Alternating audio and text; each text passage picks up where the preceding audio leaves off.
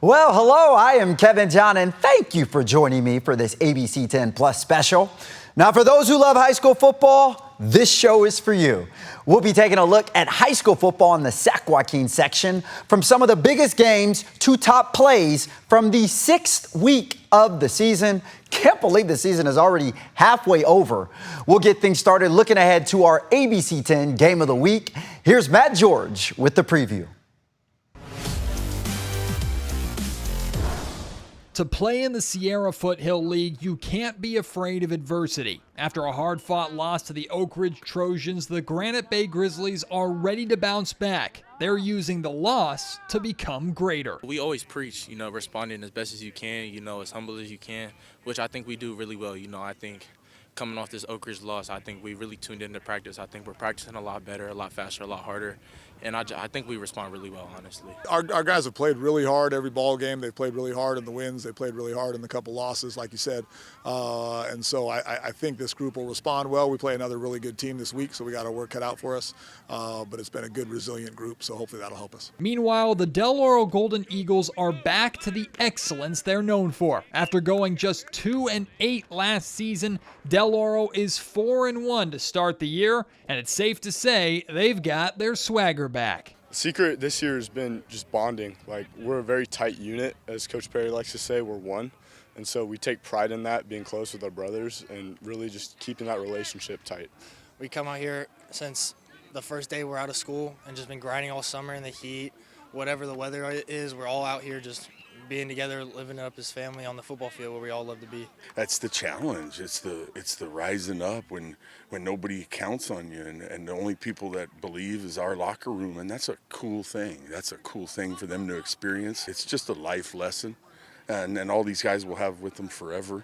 And I'm proud of them because they didn't listen to the noise. Some teams like to be the underdogs. They relish in being counted out or taken lightly. Del Oro is one of those teams. We enjoy it because we know we're always going to be the underdog in every game we play. We've had that mentality every week, and we're just going to go in there and handle business this Friday. To be a part of the Granite Bay football program is to take joy in your teammates' successes. Even the Grizzly linemen, football's unsung heroes who battle in the trenches every snap, are proud when their skill position players succeed and receive the praise. It's just fun moving people around, especially giving the love to the guys that, also do the work with the running and stuff. So giving them the praise always helps, but, it's just being able to get them that shine isn't really nice. I think the team is really close. This is one of the closest teams I've had over the years. I feel like we're all one team over here. It's not like no one's resenting anybody for anything, and it's not like separate groups, so I think that's really good for us. Oh, that should definitely be an exciting game. ABC 10 is looking forward to being out there Friday night. Now, for those who missed out in last week's action, no need to worry, sit back and relax. Here's a look at last week's highlights, starting with Rio Americano at Woodcreek. Good evening, I'm Matt George, back in my old stomping grounds, Woodcreek High School, and it's fitting that I'm here tonight because it is homecoming, and tonight the undefeated Timberwolves are hosting the Rio Americano Raiders that have won 3 straight games. Let me tell you how we do homecoming at the Creek. We've got grand entrances, we've got thunder sticks, we've got royalty, we've got a world-class dance team, and we've even got fireworks. Everything around and on the field tonight had that big game feel. The Rio Americano Raiders arrived ready to spoil the party, and they brought their sensational defense that's only allowed 8 points over the last 2 weeks. But sometimes to beat a great defense, all you need is a short pass and some fast legs. Woodcreek quarterback Josiah Melendez hits junior Trace Murchison over the middle, and the receiver flips it into another gear, racing down the field and not shying away from the contact at the goal line. The Timberwolves take an early 6-0 lead, but here comes that Raider defense. T-Wolves in the red zone. Rio Americano comes up with the huge forced fumble and recovery. Now they have a chance to turn the momentum in their favor, but after a 3-and-out, a routine punt turns into a nightmare for the Raiders. The ball flies over the punter's head and into the end zone, where it becomes a wrestling match that WWE would be proud of. The ball is recovered by senior Jacob Young for the Woodcreek touchdown. Third quarter now, the Timberwolves trying to add on to their lead with a little bit of trickery, But the trick backfires as Raiders senior Robert Centerberry comes flying in for the interception. Rio's defense is giving them a chance, but once again, the offense just can't get anything going.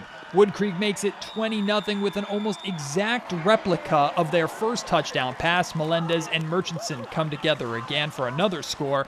But credit to Rio Americano. They kept battling and finally had a breakthrough in the fourth quarter. A perfectly run wheel route by Nico Chatez puts the Raiders in excellent scoring position, and they would eventually punch it in. But that's the closest they would get. Woodcreek improves to 5-0 on the season with the 20-7 victory. However, the Timberwolves know they still have another level they can take it to, and 5 wins aren't nearly enough. Right, there's a standard we're trying to meet, and that is to win a league championship. And winning is hard, at any level. I don't care if it's 5 or 6-year-old soccer or high school football. Anytime you win, you got to enjoy it and treasure it. But I think they know, even before I went over and talked to them, we just didn't play a complete football game tonight. And it's going to come, right? Sometimes it takes time and, like I said, reflection and film and a want and a desire to get better and to try to get to that next level. Wonderful job out there, Matt. Congratulations to your alma mater. All right. Well, in case you haven't been paying attention, the Manteca Buffaloes have been straight mollywhopping their opponents so far this season. But on Friday night, they put their undefeated record on the line against them Central Catholic Raiders. We're heading out to Modesto, home of the Raiders. Shout out to the Manteca cheerleaders right there. The Buffaloes making the business trip to Central Catholic, and the Buffaloes were standing on business. We'll pick this one up late in the second quarter. Nico Juarez takes the handoff, and just like a teen running home on a Friday night to make curfew, Nico is going to run this all the way to the house. 46 yards to La Casa. Manteca up 28-7 at this point. And how about that Manteca defense? Well, I'm glad you asked. Here in the third quarter, Central Catholic trying to get their run game going, but the Buffaloes say, not on my watch. They force the fumble recover. And on the very next play, Nico takes the handoff. Now, he nearly runs in for the touchdown before he's pushed out around the 2-yard line. And look at this, he's heading toward the snack bar. Yeah, he deserves a treat for all those rushing yards. The Buffaloes would later punch it in for the touchdown. This game, all Manteca. They go on to pound Central Catholic 49-7. Manteca moves to a perfect 5-0 on the season. Next, we're heading to El Dorado Hills, where the Oak Ridge student section, always a vibe. We have an SFL showdown and a matchup of 2 of the top 10 teams in the section. The Granite Bay Grizzlies visiting the Oak Ridge Trojans. We'll pick this one up late in the first quarter. Oak Ridge in the red zone. Jason Womack takes the snap, and Jason Womack reaches pay dirt. Trojans take an early 7-0 lead, but back comes Granite Bay. Ensuing possession for the Grizzlies. And this kid, Isaiah N.A., is ridiculous. Some guys run around you. Isaiah will run right through you. My goodness, he's taking the whole team on his back. Yeah, he drinks milk. Now, later on the drive, Grizzlies on the 1-yard line, and why not just give the ball to Isaiah N.A. again? He punches us in for the touchdown. We're tied at 7. All right, we're going to fast forward to just seconds left in the first half. Oak Ridge striking. Nick Johnson is going to throw a dart right here to Troy Tabor for the touchdown. And the Trojans score right before the end of the half to take a 14-7 lead. Only thing better than that touchdown is the student section lighting up the sky. It's like a concert out there. And you can keep the party going at Oak Ridge because the Trojans hang on to win this one 21-14. Oak Ridge moves to 4-1 on this season. Next, we're heading to Roseville High School. Shout out to the Tigers dancers right there. Beyonce who? The Deer Valley Wolverines out of Antioch putting their undefeated record on the line against the Tigers. Here in the second quarter, Roseville ball. DeMarcus Gresham takes the handoff. Watch him run over defenders like it ain't nobody's business. That's a grown man run right there. All right, we're going to head to the third quarter now. Roseville, since the run game is going so well, why not continue to do it again? This time, Jonathan Tambera does the honors. Johnny T takes that in for the touchdown, and Roseville just had their way with Deer Valley. The Tigers go on to slay the Wolverines 62-8. They give Deer Valley their first loss of the season. Roseville moves to 4-1 on the year. Congrats to the Tigers. Well, when it comes to the Houston Huskies, all they know how to do is grind out wins in close games. I mean, they're called the Heart Attack Huskies for a reason, right? But on Friday night, Ripon Christian had other plans in mind. We're heading to the campus of Houston High over in the 209. The Huskies putting their undefeated record on the line against the Ripon Christian Knights. We'll pick this one up in the first quarter. Ripon Christian ball. Mason Tameley going deep. And like a good neighbor, Amos Cady is there. 49-yard touchdown. He gone. And just like that, the Knights take a 6-0 lead. But Houston will clap back. Late in the first quarter, Hudson Baldwin. He's going to spin out right here looking for a man. He hits Bryce McDaniel, and watch McDaniel breaking tackles and not hearts. The kid's a baller. Houston takes a 7-6 lead, but Ripon Christian would answer back ensuing drive. Knights in the red zone. Mason Tameley, he takes the snap. He's looking. There's got to be someone open. Oh, there he is. Blake Stewart is there for the touchdown. The Knights hang on to give Houston their first loss of the season, winning this one 21-14. Both teams now sit at 5-1 on the season. Congratulations to them. Now, we had a lot of good league showdowns across the section on Friday night, but perhaps none more intriguing than the Battle of 65, where, at least on paper, it seemed like it'd be a great matchup. We're heading to Wheatland High School, where the Pirates welcome in the Lincoln Fighting Zebras. Lincoln making the 12-mile trip down Highway 65. We'll pick this one up in the first quarter. Lincoln ball. Eli Duff going deep, and he drops this right in the breadbasket for Julian Defoe. And what you know about Mr. Defoe?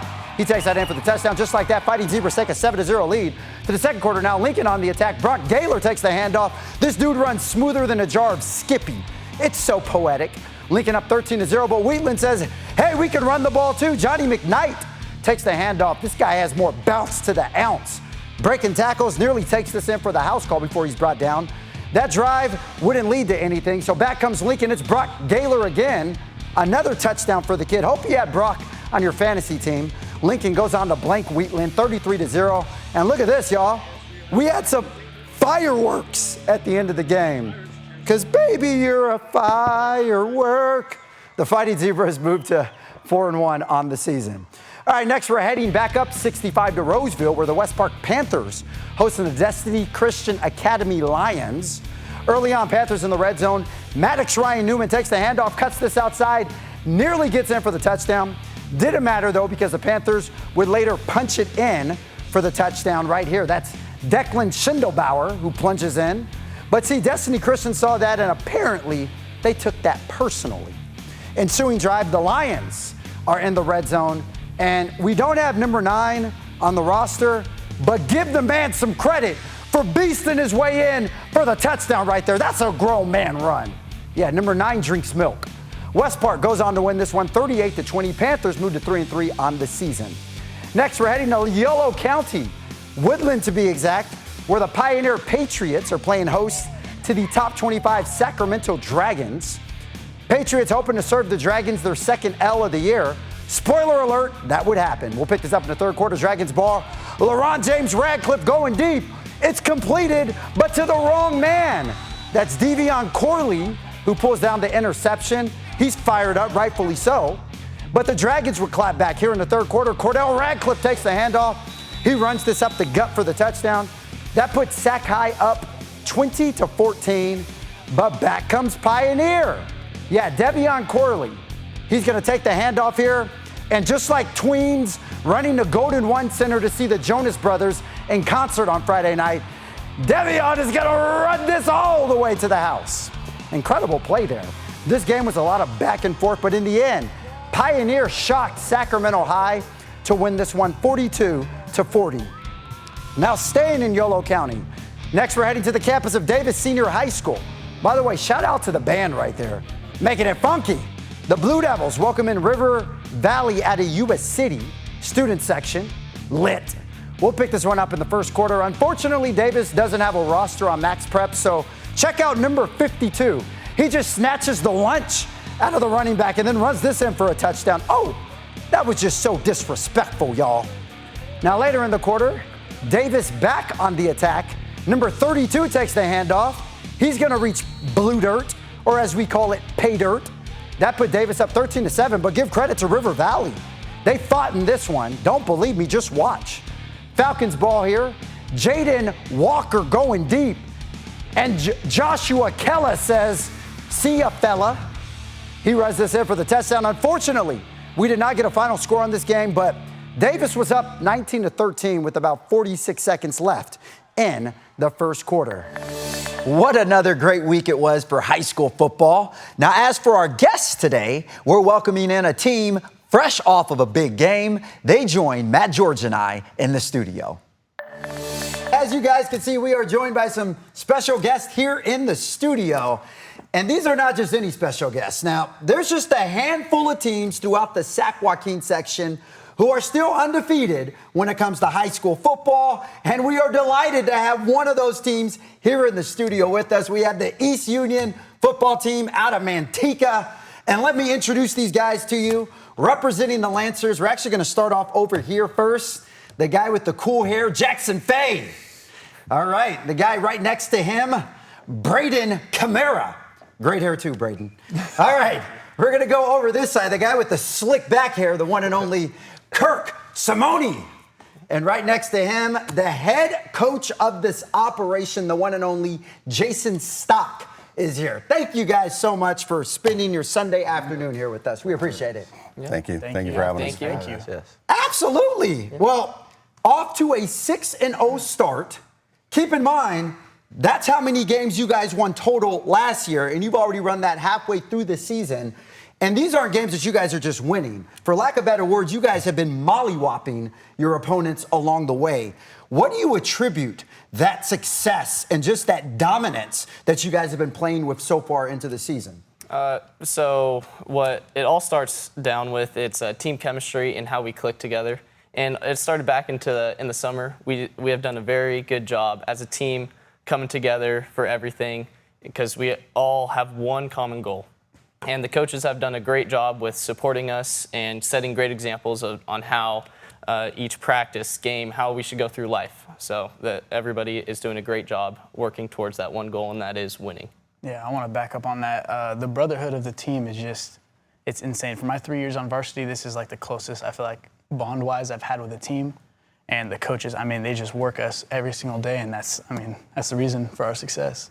Yeah, the staff is doing a pretty good job. I mean, I've had some pretty good role models through my coaching career, and so I've just carried on some of the examples they have set for me and some of the things they've done, so I've kind of implemented that. Our offensive coordinator, TJ Gordon, doing a fantastic job. Coach Campbell, our DC, all doing fantastic work. Our O-line, Coach Solis. I can't say enough about the coaching staff. They've worked their tails off, and it's starting to show up on Friday nights along with the players. I mean, we came in and we were accepted right away, and the results speak for themselves so far. So I'm pretty proud of these guys.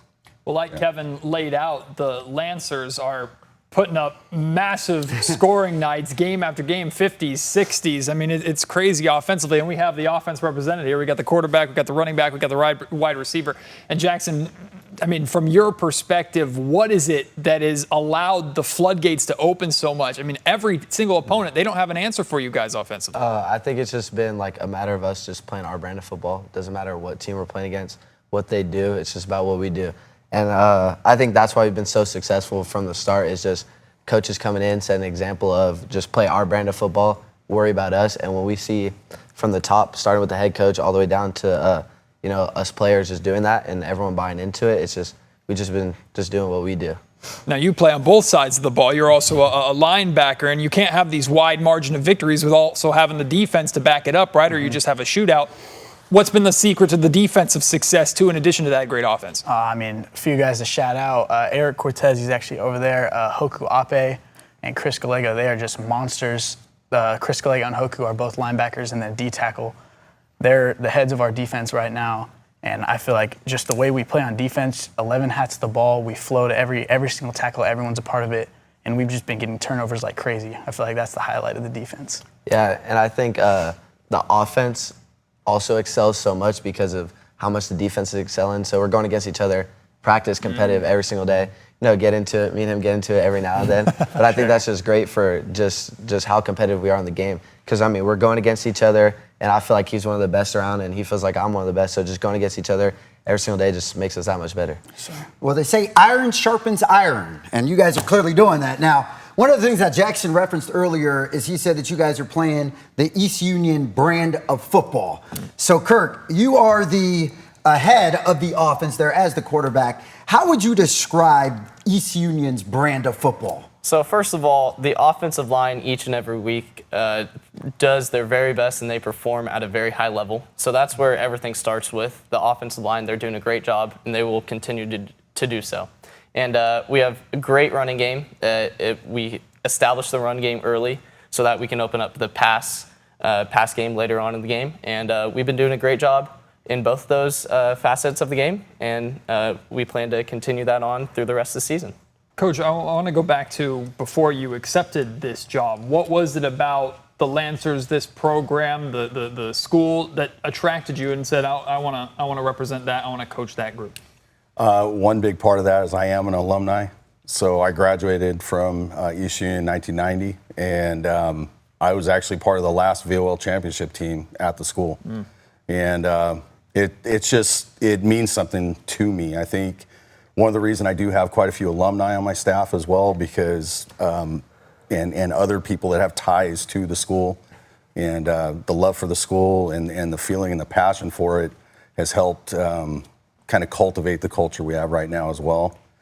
But yeah, I mean, this is, I told my head coach years ago, Coach Brown, who's since passed away, I'm coming back for your job one of these days. And he kind of laughed at me, and I didn't mean it in an aggressive or ornery tone.